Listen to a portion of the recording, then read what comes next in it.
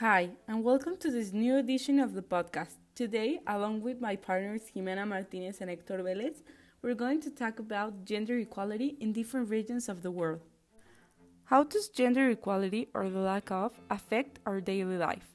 Gender equality and inequality is present in our daily lives, especially living in a sexist country like Mexico. Being considered the weakest of the sexes or discriminated in public places makes you realize that being a woman is not bad, but the laws and perceptions of society are. Gender equality is not only a basic fundamental human right, it's necessary to achieve a peaceful and sustainable world.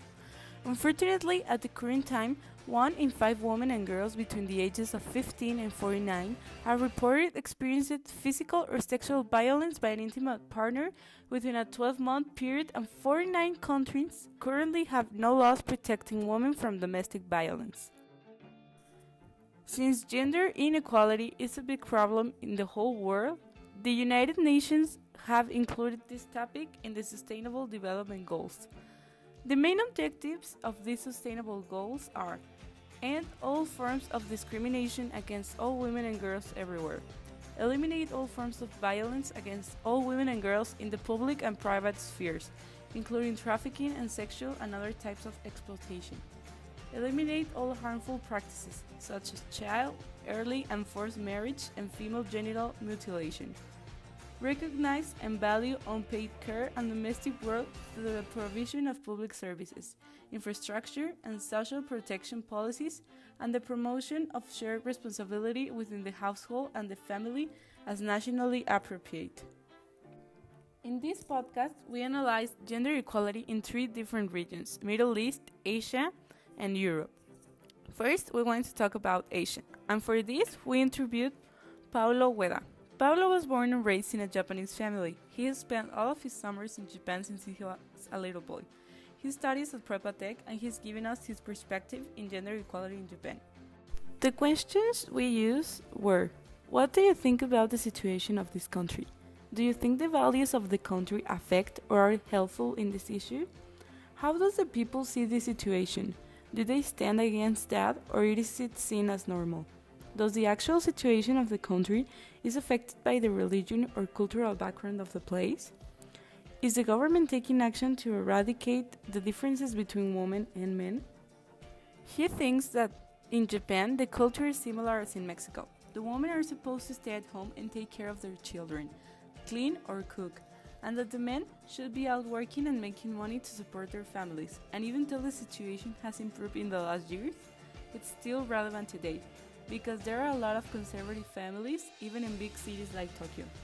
He believes that the lack of values affect this issue a lot, and I agree, because education at home is important for kids so they can learn to respect everyone, especially women and girls. He says that in Japan, people are not against feminism or a woman empowerment, but it's still very common that people react negatively when they hear a woman is working instead of staying at home.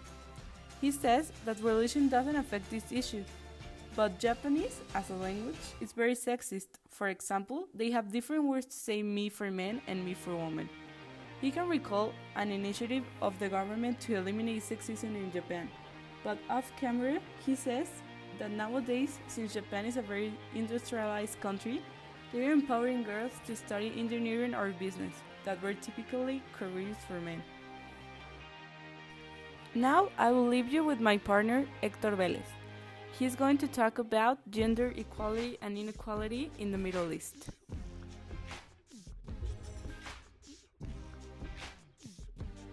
In Pakistan, the team decided to interview Herboy Morib since he is a very prepared person and he have lived in many different countries and has a very wide open view from the world.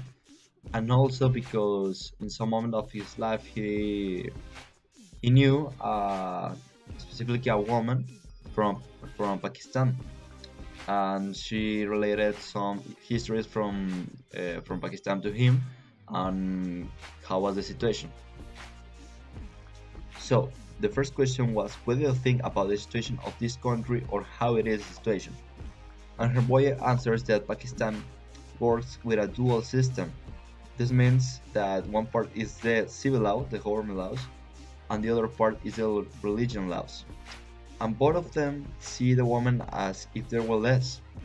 So nowadays, the religion and the government, both of them, are contributing to the gender inequality in Pakistan. The next question was, do you think the values of the country affect or are helpful in the issue? And Herboy says that Pakistan is a very traditional country, that many of the laws and customs come from their history, from their past, and but the fact that a country is traditional do not always means that it's gonna help the gender inequality or it's gonna be something bad, because he says that Kazakhstan, that is the place where he is nowadays living, is also a very traditional place, but here they see the woman as a very important part from the society. And in Pakistan, it doesn't happen that. In Pakistan, traditionally, they have never seen the woman as an important part of the society, and since nowadays they are still being very traditional, this do not helps the gender inequality issue.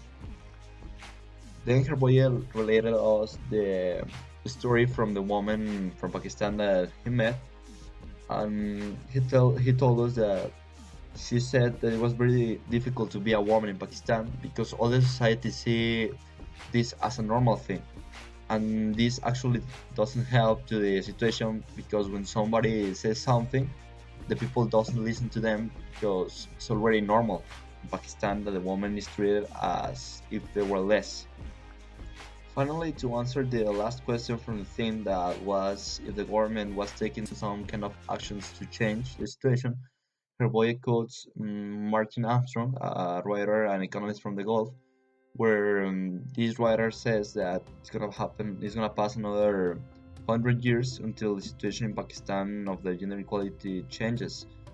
And then Herboya says that it's actually gonna pass a long time before that changes, because in the actual trends, nor the people nor the government are actually taking action or doing something to change the situation, making this to keep the same way.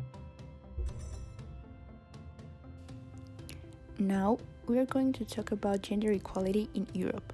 And to be able to understand the perspective, we interviewed Jean Briand, a French teacher from Prepatec.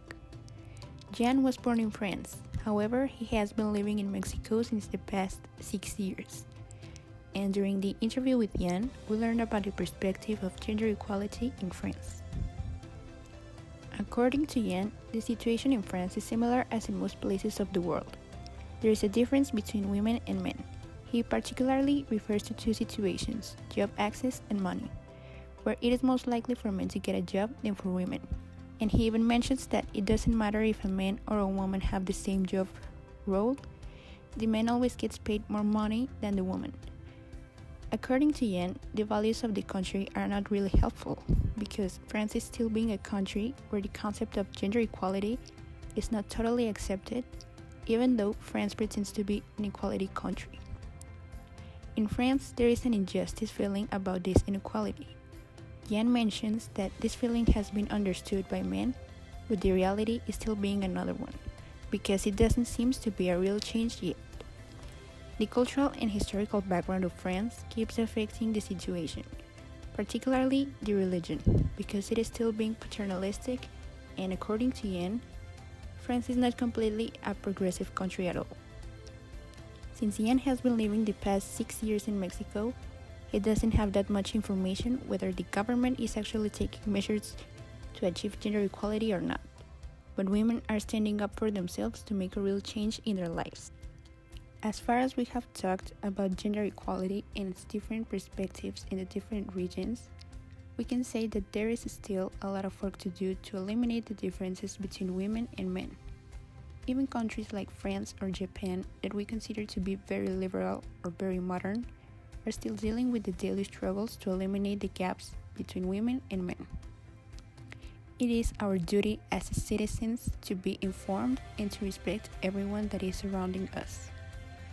As Ban Ki-moon, a South Korean diplomat and the 8th Secretary General of the United Nations, once said, achieving gender equality requires the engagement of women and men, girls and boys.